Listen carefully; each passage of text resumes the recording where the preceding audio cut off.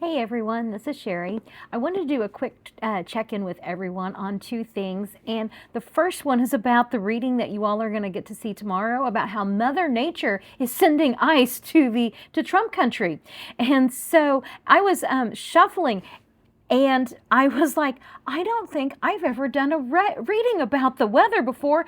I wonder what cards will come up. I wonder what this will look like. And I was just like, as I'm shuffling. So whenever you see me shuffle, just know that those were the thoughts going on through my head. The other thing about that reading is within the first minute, apparently I think that 2006 was 10 years ago. So I will leave that at there, right there. The second thing that I wanted to touch base with you guys on, and this is actually a much more serious topic, is that I've had several people ask me if I would do a reading on Sasha Riley.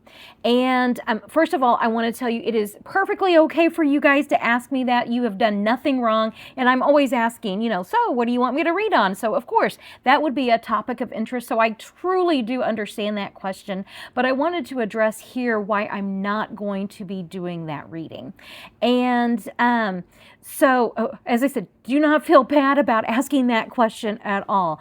But what I want to, the answer that I'm going to give for you guys is that I'm setting a very firm boundary around not doing tarot readings about specific Epstein File evidence or individual survivor stories, and very much including the recent one of Sasha Riley. And my reason is very intentional. I want to be mindful of what I'm adding to the conversation, and I'm not going to put myself or this community in a position to where we could potentially be questioning a survivor's story.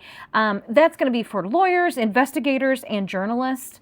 And the energy around the Epstein Files, it's very dark, it's very heavy, and honestly, like the best way I can describe it is it's like wading through tar, and it's just gunky, and like as I try to wipe stuff away, it just smears, and I mean, it truly is just, it's dark and it's awful.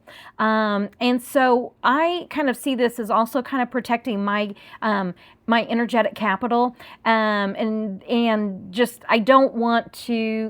I could spend a lot of energy trying to do a reading that I don't really feel comfortable doing to begin with, and so I really want to do this work here very responsibly. And I'm not going to go down a rabbit hole of is the DOJ just putting out misinformation, because we know they do that, and that they lie about evidence, and I don't want to contribute to that potential confusion, and I don't want to put this community in that position either. So what I will continue to read on, though, are kind of the broader themes and patterns. So accountability, power structures, consequences, that's all stuff that we can absolutely explore, and I feel really okay about all that stuff. So things like are we ever going to get the files, which I've already said no, we're not going to get them intentionally from our DOJ. They will be, if we get them from the DOJ, it's because they've been forced to do so, like a special master or something like that.